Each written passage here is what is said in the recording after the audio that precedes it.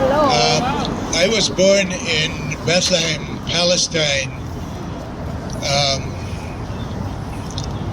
and raised there. So I was 17 years old in the 1967 war. I lived from June 1969 to October of 1968 under the Israeli occupation, which was a year and a half, and it was enough time to tell me that is not the way I wanted to live. I did not want to live under occupation. My family still does, and they suffer greatly.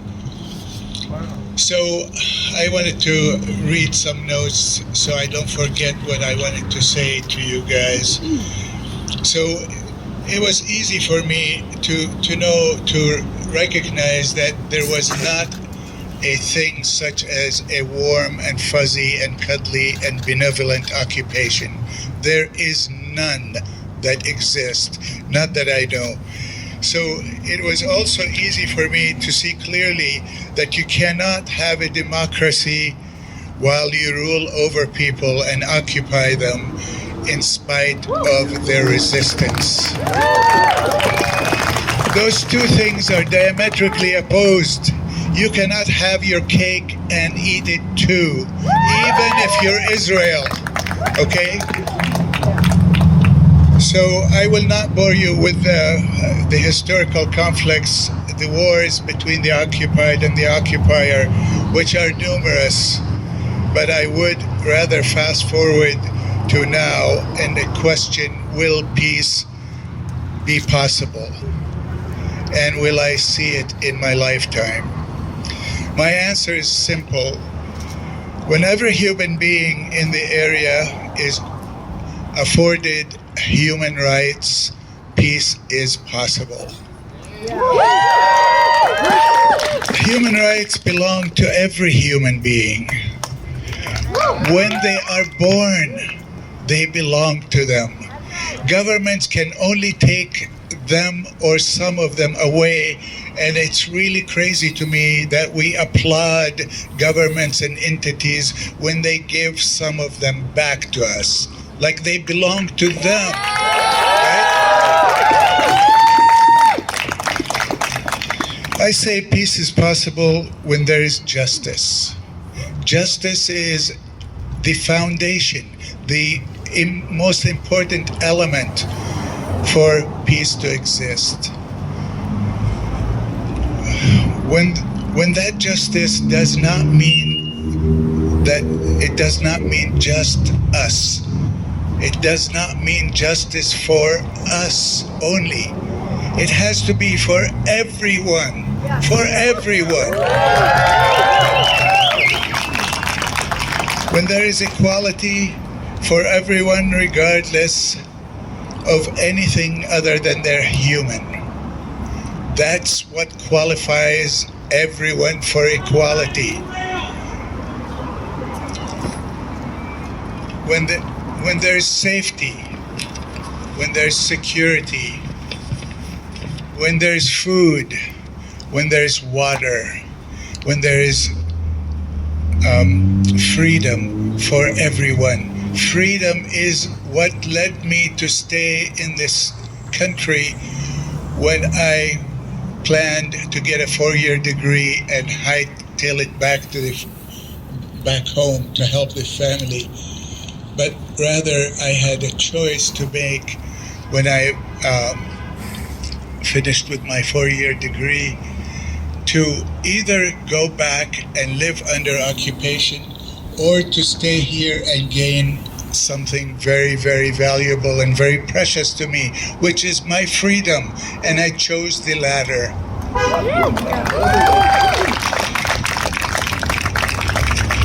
When extremists on both sides don't rule the day, when settlers colonizing is not allowed, not encouraged, not supported by the most far right-wing government the Israelis ever had, That's when peace is possible.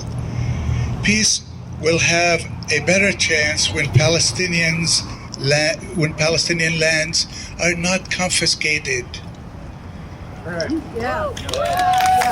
We cannot have a Swiss cheese and a contiguous state, a two-state solution where one is full of 600 plus, maybe 700,000 settlers that are not fun people.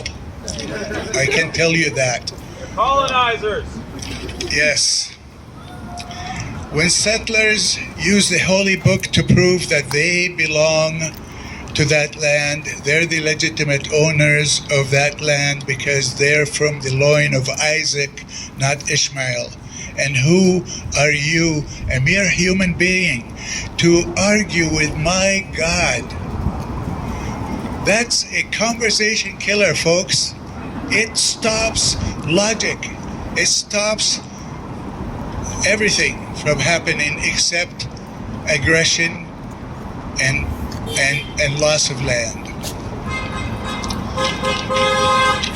Peace does not mean might makes right. It does not mean that one bit. It does not mean that two wrongs make a right. It never calculated that way in the history of humanity. So peace will come only when the world does not have a double standard. We cannot resist occupation, even though occupation is a legal form of governance. It cannot coexist. It should be extinct by the way of the dinosaurs. We should not dominate one another under any circumstance.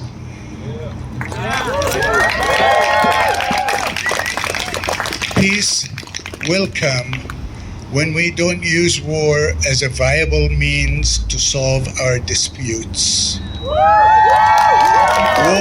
sucks. There are no winners in wars. But peace is possible when we feel our enemy's pain like we feel our own pain.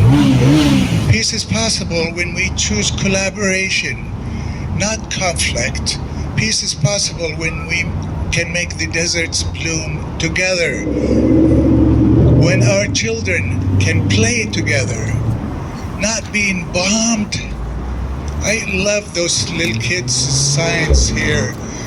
I am a kid, I don't need to be bombed. It's basically what it says. When our children can play together and in harmony and with laughter, peace is possible when we can respect one another and when we realize that we originate from the same family tree, from Adam and Eve, every one of us. Yeah. We don't have a superiority complex. It should not happen. Peace will come when we stand together against anti-Semitism, against Islamophobia, as well as other divisive social ills.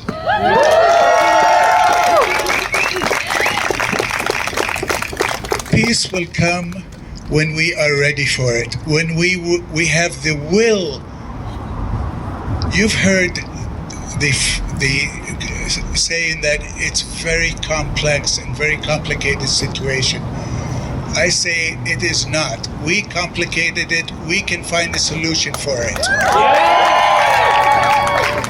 That solution has to be fundamental, where justice is the basic building blocks of that solution.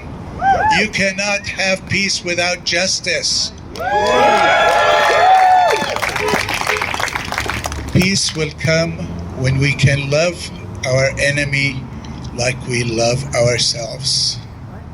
That's when peace will come. I know that I'm going to share some sources of information because somebody was telling me earlier that